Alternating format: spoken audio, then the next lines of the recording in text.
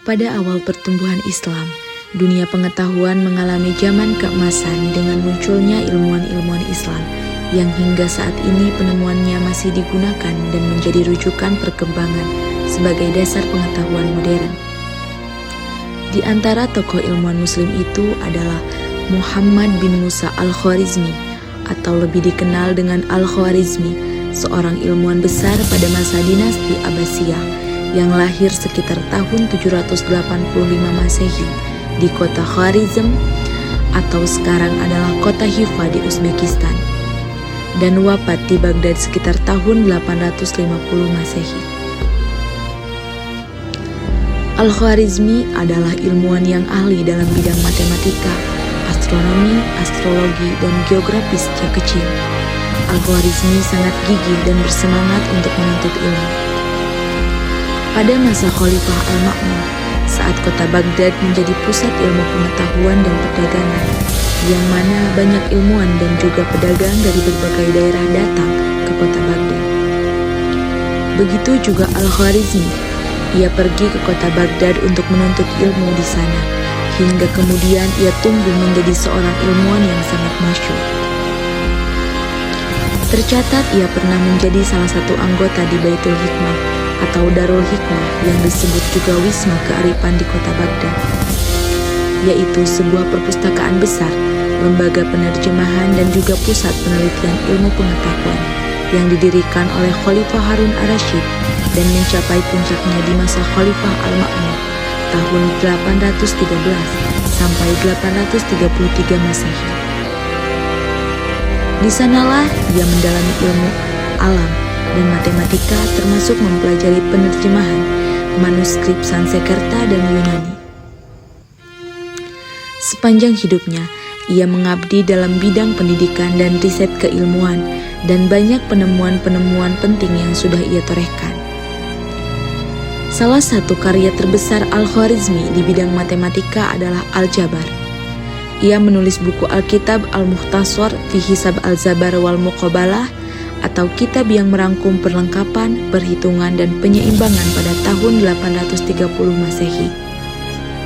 Al-Jabar merupakan salah satu cabang matematika yang mempelajari penyederhanaan dan pemecahan masalah menggunakan simbol sebagai pengganti konstanta dan variabel. Kini Al-Jabar telah banyak dimanfaatkan di dunia. Al-Khwarizmi juga berjasa dalam merumuskan dan menjelaskan dengan detail tabel sinus, kosinus, dan trigonometri.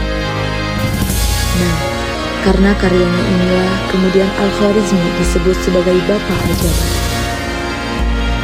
Tidak hanya konsep Al-Jabar, Al-Khwarizmi juga merupakan orang yang pertama kali menemukan bilangan nol atau dalam bahasa Arab disebut sifar. Al-Khwarizmi adalah orang pertama yang menjelaskan kegunaan angka-angka termasuk angka 0. Karyanya dalam bidang aritmatika tertulis dalam kitab Al-Zam wal Tafriq bil Hisab Al-Hid, yaitu sebuah buku tentang penjumlahan dan pengurangan. Berdasarkan kalkulasi Hindu, ia memperkenalkan penggunaan angka Hindu 1 sampai dengan 9 dan angka 0. Ia juga membahas asal-usul angka serta sejarah angka-angka yang sekarang sedang digunakan di seluruh dunia.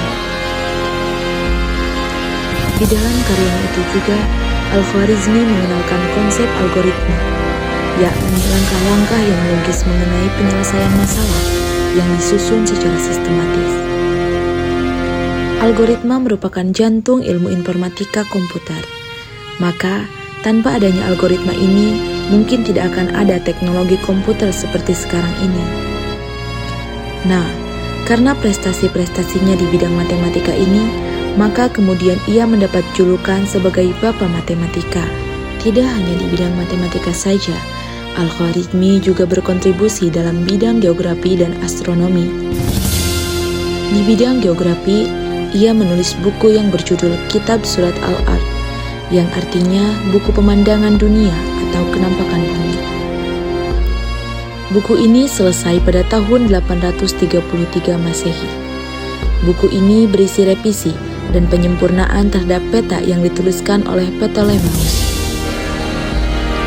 Al-Khwarizmi juga pernah memimpin proyek pembuatan peta dunia untuk Khalifah Al-Ma'mun dan berpartisipasi dalam proyek peta dunia bersama dengan 70 ahli geografi lainnya. Di bidang astronomi, Al-Khwarizmi juga memiliki karya yang fenomenal, yang dibuktikan dengan adanya karya yang berupa tabel-tabel astronomi. Nah, itulah sederet prestasi yang telah ditorehkan oleh Al-Khwarizmi. Semoga kita dapat meneladani kegigihan dan semangatnya dalam belajar.